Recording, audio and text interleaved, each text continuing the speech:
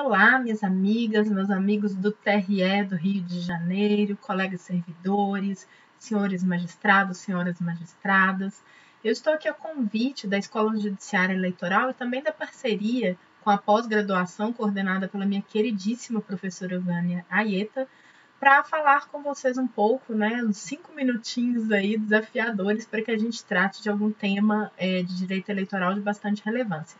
Eu escolhi, gente, embora saiba que até já é um tema que está sendo conversado, mas passar para vocês a consolidação, algumas questões aqui relativas ao nosso calendário eleitoral alterado pela Emenda Constitucional 107 de 2020. Tem surgido algumas dúvidas, ainda que o texto seja em muitos pontos suficientemente claro, mas eu acredito que é sempre importante que a gente traga esses esclarecimentos e possa caminhar de forma organizada. Eu preparei aqui um slide para gente que mostra a linha do tempo, claro que aí não estão todos os marcos, nem mesmo os da emenda, mas acredito eu que os principais, que nos dá um indicativo aqui daquelas principais questões que podem estar surgindo em relação aos prazos que avançaram, aos prazos que não avançaram.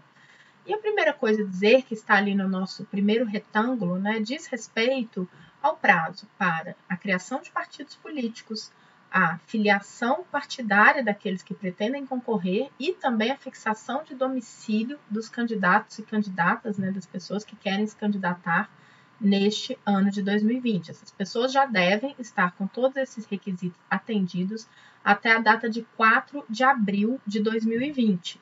Esse marco, então, é muito importante dizer, ficou dentro daqueles que a emenda constitucional que foi promulgada no dia 2 de julho considerou preclusos, ou seja, ela não mexeu, por regra, ela não mexeu naqueles prazos que já haviam se consumado antes da sua promulgação.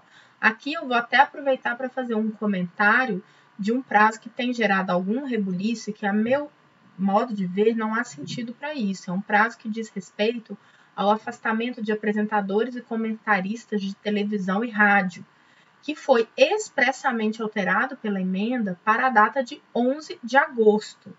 E o que chama atenção nessa discussão é que o artigo 1º, parágrafo 1º da emenda constitucional, ele diz claramente que a gente tem a definição de alguns marcos temporais que vão valer para a eleição de 2020, e o parágrafo 2º diz outras datas, as demais datas, e aí faz referência, as demais datas que tiverem por referência a data da eleição vão se pautar pela nova data. E aí, nesse ponto é que é feita a remissão aos prazos que não tenham se consumado. Mas vejam, por regras de interpretação e de hermenêutica, eu não posso considerar que dentro de um mesmo diploma normativo, parágrafo 1º, trazendo regras específicas de datas alteradas, e o parágrafo 2º, dizendo outras datas, demais datas, seja interpretado como conflitante com esse parágrafo 1º. Evidentemente, foi uma opção da emenda constitucional. Eu entendo que ela é plenamente justificável, porque o prazo para os jornalistas já estava ali na iminência, eles já teriam que estar afastados em 1º de julho, eles só poderiam estar até o dia 30 de junho, e esse era justamente o período em que tramitava entre as casas, do Senado para a Câmara, a emenda constitucional. E aí é uma opção, podia ter deixado de outra forma? Podia, mas por que gerar uma insegurança para aquelas pessoas que estavam na iminência de já saber que tinha uma emenda sendo votada? E foi por isso que o Senado, em meu modo de ver bastante corretamente, previu que essas pessoas não precisariam se afastar. Além disso, é um aspecto importante que a gente deve dizer em relação a esse prazo de afastamento de jornalista, que não é uma hipótese de incompatibilidade, ou seja, não é uma exigência de desincompatibilização, no sentido de que um dia violando essa regra acarretará o indeferimento do registro. Esse afastamento de comentaristas e apresentadores de rádio e TV, ele importa para uma análise específica de abuso, que pode levar ao cancelamento do registro. E por isso, eu repito, e acho que essa discussão ela acaba ficando bastante prejudicada, porque ainda que a gente possa concluir numa regra que eu, sinceramente, não vejo como extrair da interpretação sistemática da emenda, que essas pessoas teriam que ter se afastado e poderiam voltar a apresentar seus programas depois do dia 2 de julho, mas que teriam que ter ficado 2 dias ali fora do ar, ainda que a gente chegue a essa conclusão, eu precisaria ter elementos para dizer que isso configurou abuso em relação a uma eleição que vai acontecer em 15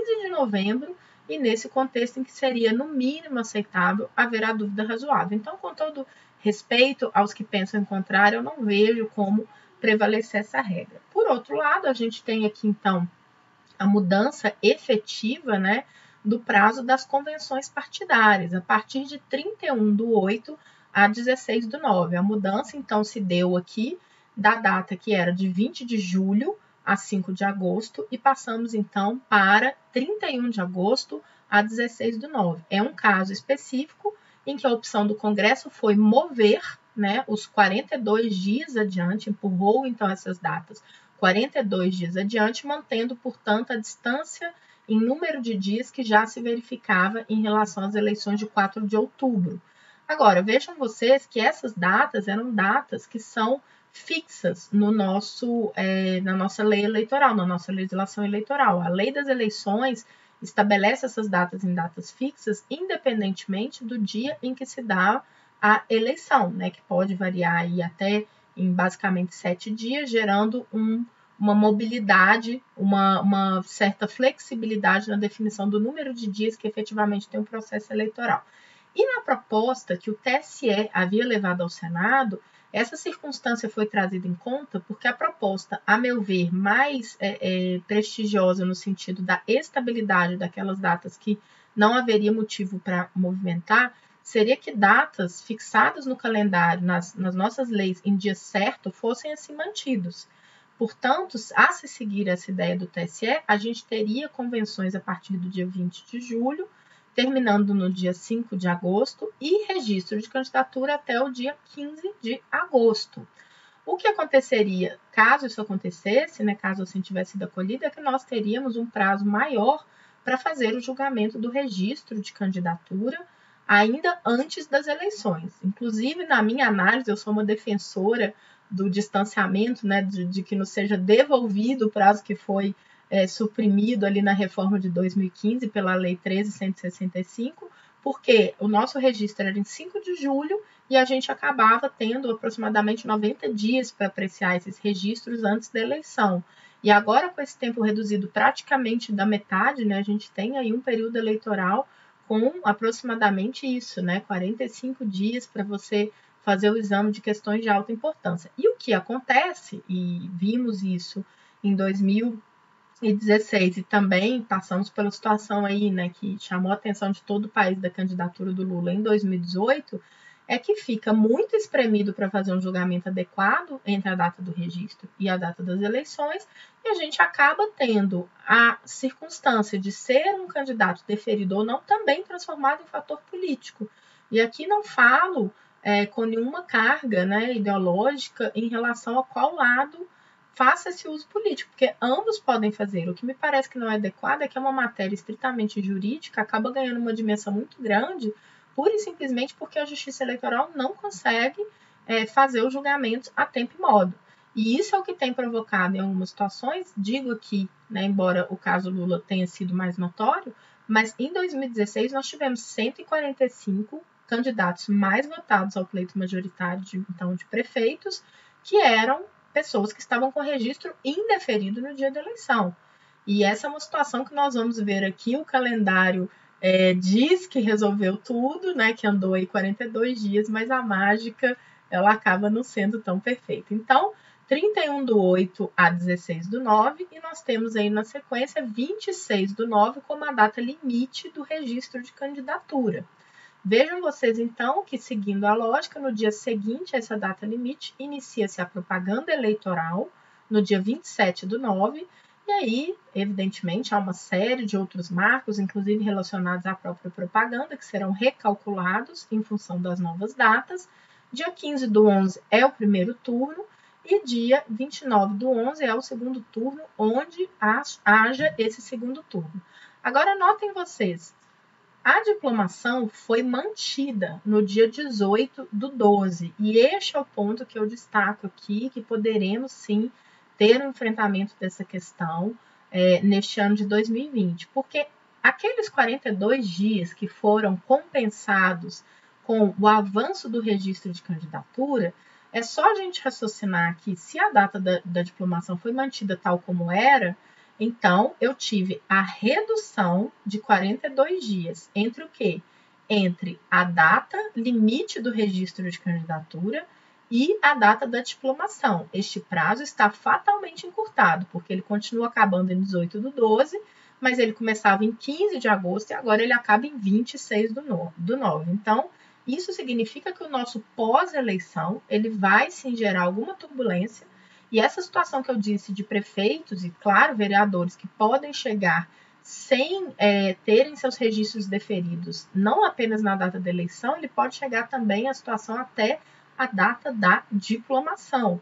E se um candidato está indeferido, ele não pode ser proclamado eleito e ele não pode ser diplomado. E se não estiver diplomado, ele não vai tomar posse. Então, essa é uma circunstância que eu acho que vai merecer a máxima atenção de todos os envolvidos, porque ela pode gerar algumas situações dramáticas. Lembrando que, se for o pleito majoritário, que estiver nessa situação com alguém indeferido sem definição ainda e for a pessoa mais votada, ou segundo e terceiro colocados, né, levarem a essa situação, que tenham eles mais de 50% dos votos, isso aí são situações que a gente pode ter a não proclamação de resultado de forma alguma e os prefeitos, os presidentes das câmaras municipais respectivas passando a exercer interinamente, já a partir do início de 2021, esses mandatos como prefeitos. É uma situação bem preocupante. No caso do vereador, não há um impedimento à proclamação do resultado. O que se faz é tirar aquele candidato que está indeferido no dia da eleição, ele não vai somar o total de votos válidos e a gente passa ali, então, a ter um resultado calculado, quocientes eleitorais e quocientes partidários, em cima do universo dos votos válidos. Porém, veja, qualquer alteração posterior, esse aqui estava indeferido, agora é deferido. O que a gente tem que fazer? Devolve a caixinha dos votos dele para os votos válidos e faz a retotalização com um novo cálculo de quociente eleitoral e quociente partidário. Então, evidentemente, empurrar essas situações para muito adiante não é o ideal, né? É uma situação com a qual nós teremos que lidar. E para acabar aqui o nosso vídeo, que já vai para 12 minutos, gente, eu não consigo falar 5 minutos, não tem jeito.